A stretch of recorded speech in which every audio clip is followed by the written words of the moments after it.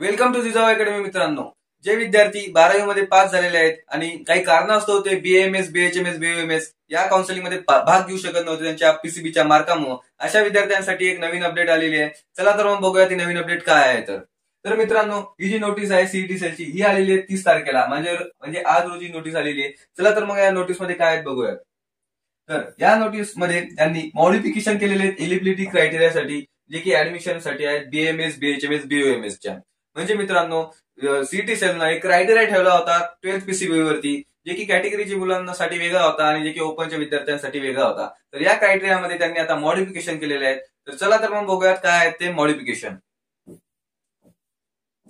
तर मित्रांनो, यांच्या पहिल्या क्रायटेरियानुसार जे काही ओपनचे आणि ईडब्ल्यूचे जे कॅन्डिडेट होते त्यांना 12th पीसीबी मध्ये कमीत कमी 300 पैकी 150 मार्क्सच्या वरती मार्क लागत होते आणि जे काही कॅटेगरीचे विद्यार्थी होते त्यांना कमीत कमी 300 पैकी 120 मार्क हे लागत होते.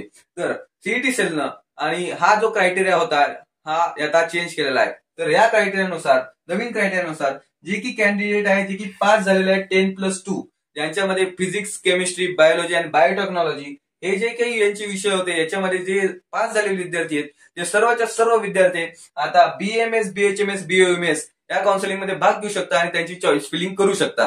हा जो पीसीबीचा क्रायटेरिया आहे हा फक्त आणि फक्त बीएमएस, बीएचएमएस आणि बीओएमएस या कोर्सेस साठीच कमी करण्यात आलेला आहे. एमबीबीएस, बीडीएस साठी कुठलाही क्रायटेरिया कमी झालेला नसून कुठलाही क्रायटेरिया चेंज झालेला नाही आहे. आणि मित्रांनो, अजून एक गोष्ट म्हणजे अशी, जे की ग्रुप सी चे विद्यार्थी होते ते सुद्धा आता परमिटेड करण्यात आलेले आहे ग्रुप बी च्या चॉईस फिलिंग साठी. तर ही एक इम्पॉर्टंट नोटीस होती या विद्यार्थ्यांसाठी. आता या विद्यार्थ्यांचं सुद्धा स्वप्न होऊ शकते डॉक्टर बनण्याचं.